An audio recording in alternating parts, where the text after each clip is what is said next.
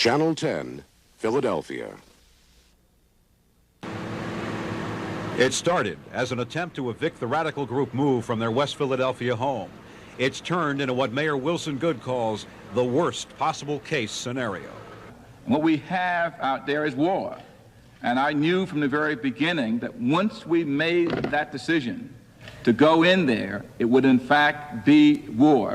May 13, 1985. Philadelphia police dropped a bomb on a residential neighborhood. They killed 11 people, including 5 children, and destroyed 61 homes.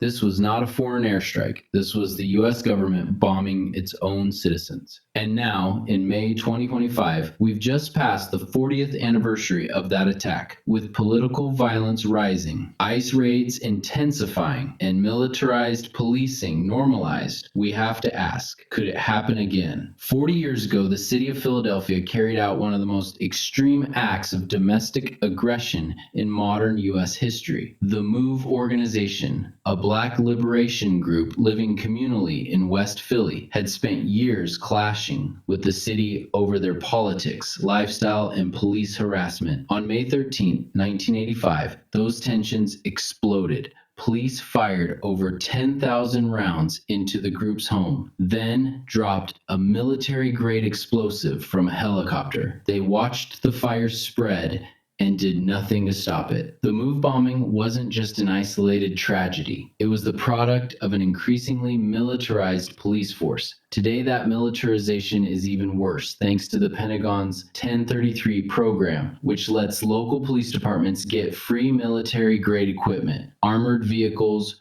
grenade launchers, tactical rifles, surveillance drones, all used on U.S. soil, in neighborhoods, on protesters, and sometimes in silence. Now let's fast forward. In 2020, DHS deployed unmarked agents to Portland, arresting protesters off the street. ICE raids have been conducted by masked agents with no ID, even detaining U.S. citizens. Activists are tracked. Communities are surveilled. What's the difference between that and the beginnings of a siege? If an administration viewed dissent as terrorism, what would stop another move?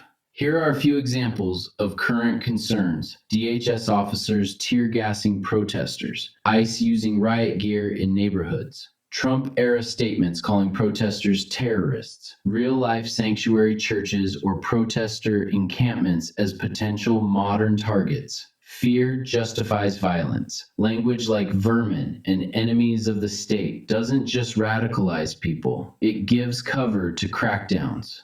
The MOVE bombing happened because a city saw activism as terrorism. Sound familiar?